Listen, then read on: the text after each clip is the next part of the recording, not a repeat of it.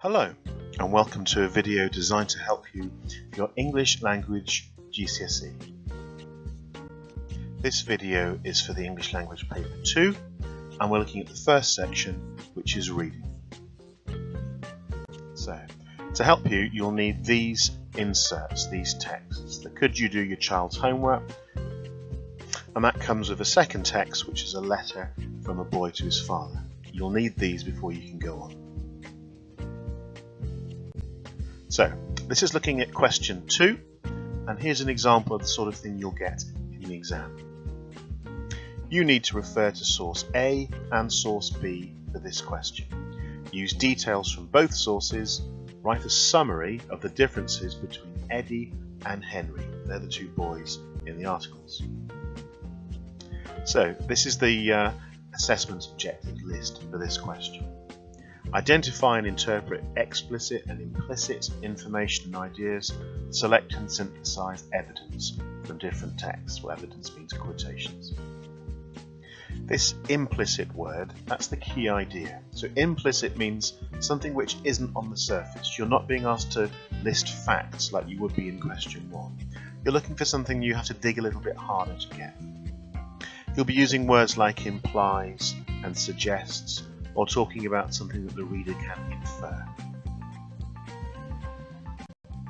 Here's the mark scheme. So if we look at an ambitious level 4, you'll be able to show detailed understanding of differences between the boys, offer perceptive interpretation of both texts, so say what you think is being said in the text, synthesize evidence, so give quotations from both, and the quotations you use are well chosen. Judicious range means well chosen quotations. So how do you do this? Well, first of all, you pick out a point of connection or of contrast between the two texts. So some difference or some similarity that can start off a paragraph. Then look out for your relevant textual details. In other words, find quotations you can use to prove your point. And then what do these textual details lead you to infer, to realise, to appreciate about whatever it is you've been asked to focus on? So reading between the lines, what can you see as being implied? Now, you'll need to read these texts before you can make sense of what we do next, so you might want to press pause and just quickly read through them.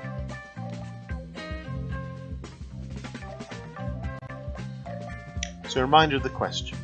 Use details from both sources, write a summary of the differences between Eddie and Henry.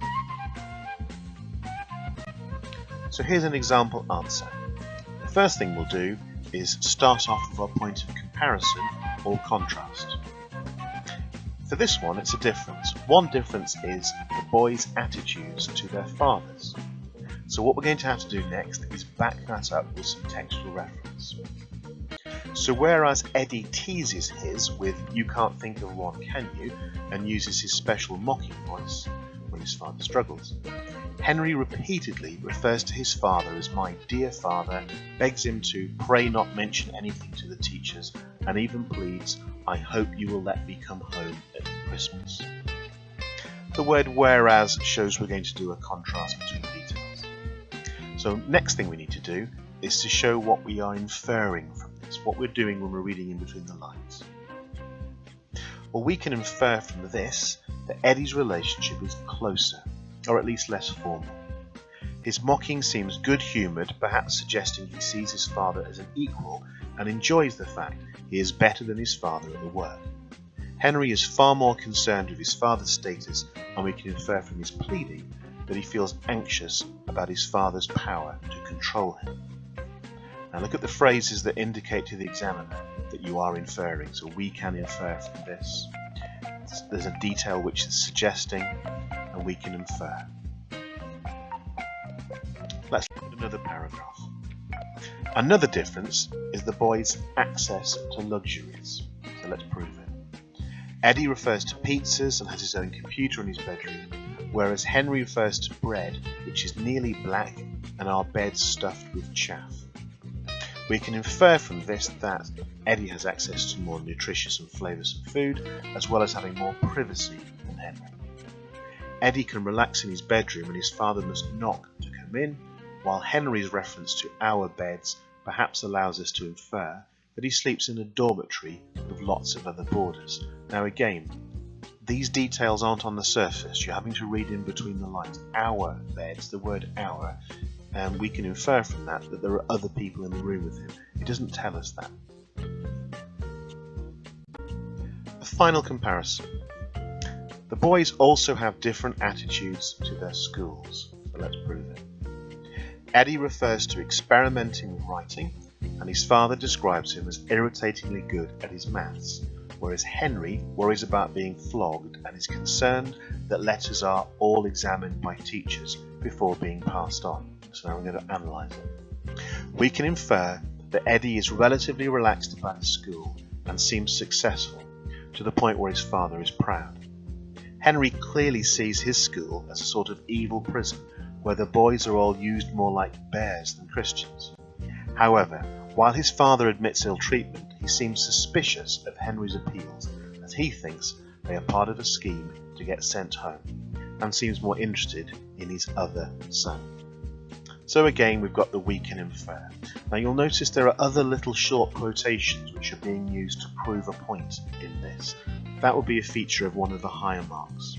You'll also notice that there are no comments about lexical choices or metaphors or nouns and verbs or anything like that.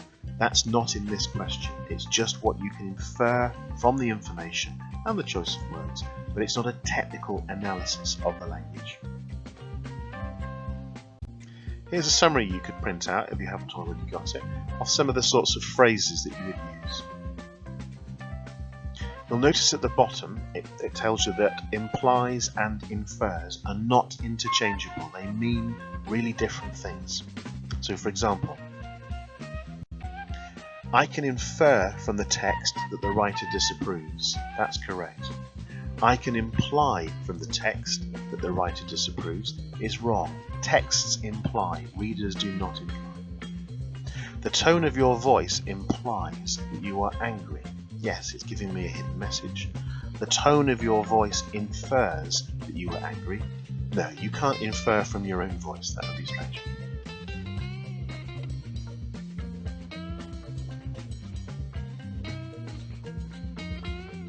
So, that's the end of this video on question 2. I hope you found it useful. Do hunt out the other videos on other questions.